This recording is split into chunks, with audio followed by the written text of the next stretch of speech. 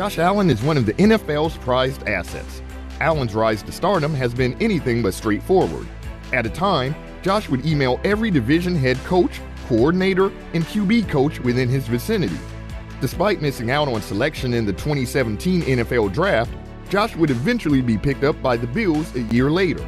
The Buffalo Bills select Josh Allen, quarterback, Wyoming. And ever since, he hasn't looked back.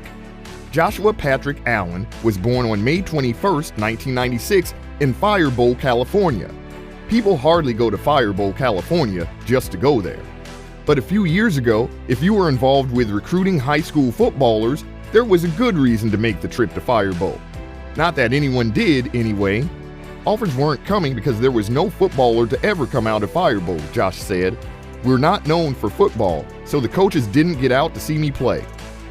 From an early age, Josh knew for sure what he didn't want to do, and that is to follow his dad into the third-generation family farming business. You see, there was no one he respected more than his hardworking father, but farming those 2,000 acres that majorly produced cotton and wheat was definitely not going to be his calling. Joel Allen wasn't the first farmer in his family, so it was only normal to think Josh was going to follow in his dad's footsteps. It was for this reason Joel made sure Josh was always on the farm. And when he wasn't working on family agriculture, you'd find him helping his mom LaVon at the family restaurant. Aside from being in either place, there was nothing else Josh would rather do than to play sports. At first, he did it to avoid working on the farm, but it later became a passion.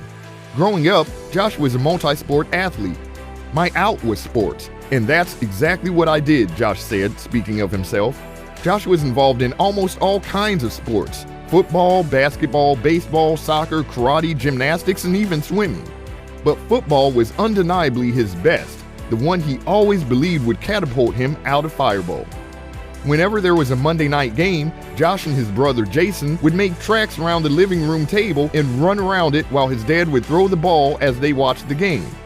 Josh moved through the youth football ranks and later enrolled at Faribault High, a school built on the land his grandfather, Buzz Allen, donated, making it the first high school in the small town. Prior to the establishment of the school, once the kids of Faribault finished 8th grade, they'd have to journey over 8 miles to attend Dos Palos High. Buzz didn't like the idea and the stress the kids had to go through, so he did something about it. Josh didn't become the starting QB until his junior season. After he threw for 2,208 yards with 26 touchdowns and 10 interceptions, Allen followed that with a superb performance in his senior year when he threw for 3,061 yards and 33 TDs and subsequently led the Eagles to 10 victories. With no recruiters beating a path to Faribault, Allen remained hopeful.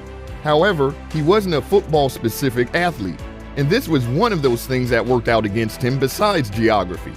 While other quarterback prospects were honing their craft or keeping fit in the offseason in places like Elite 11 or Manning Passing Academy, Josh was playing on the Eagles' basketball or baseball teams.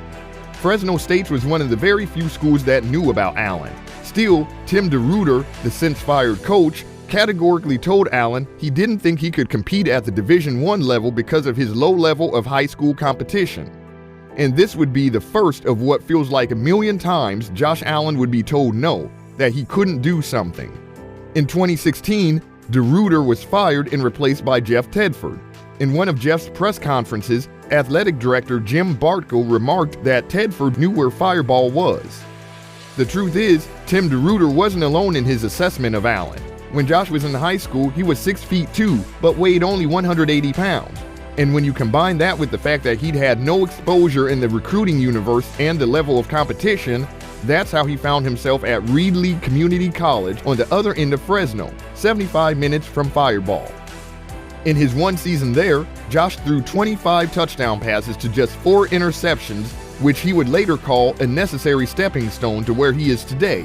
But even at that, he barely got a sniff from Division I. It was at this point he knew he had to do something extraordinary if he ever wanted to be an NFL star someday. So he wrote over 1,000 emails to every head coach, QB coach, and coordinator, begging for a chance. Imagine having to send 1,000 emails and only 2 schools signified interest. That was enough for him to quit, but instead, he saw it as one of those things you face on the way to stardom. Wyoming and Eastern Michigan were the only two schools that showed interest. And coach Craig Bohl of Wyoming only did so because Eric Dungy, Oregon high schooler, bailed to sign with Syracuse. So Bohl gave Dungy's scholarship to Josh Allen, and the rest, they say, is history. When Josh declared for the NFL draft, he became the most polarizing personality in the league even before he took a snap.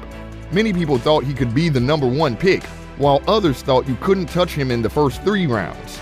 A lot of critics believe Josh couldn't take his raw ability and turn it into a franchise QB. Even Football Outsiders called him a parody of an NFL prospect. Going head-to-head with the other quarterbacks in his draft class, Joshua Allen was the 3rd one taken with the 7th overall pick. The Buffalo Bills traded up to get their guy and took a chance on the kid from Fireball. Although things began to fall into place for his career, his challenges were far from over. His run was going to be great. Josh Allen awoke to a call from his agent at 3:45 a.m., telling him of his contract extension that would possibly make him one of the highest paid QBs in NFL history. Despite having a training session the next day at 10 a.m., Josh couldn't hold back the good news, so he shared it with his girlfriend before returning to bed. Talking about his girlfriend, Josh is currently in a relationship with Brittany Williams, a fitness enthusiast and former Fresno State Bulldogs cheerleader. Josh would later sign the 6-year contract worth $258 million, with $150 million of that guaranteed, including a $16.5 million signing bonus. The deal could potentially rise to $288 million through incentives, with an average salary of $43 million per season. I know they didn't pay me for what I've done. They paid me because they need results. They expect me to lead this team to some more championships, said Josh.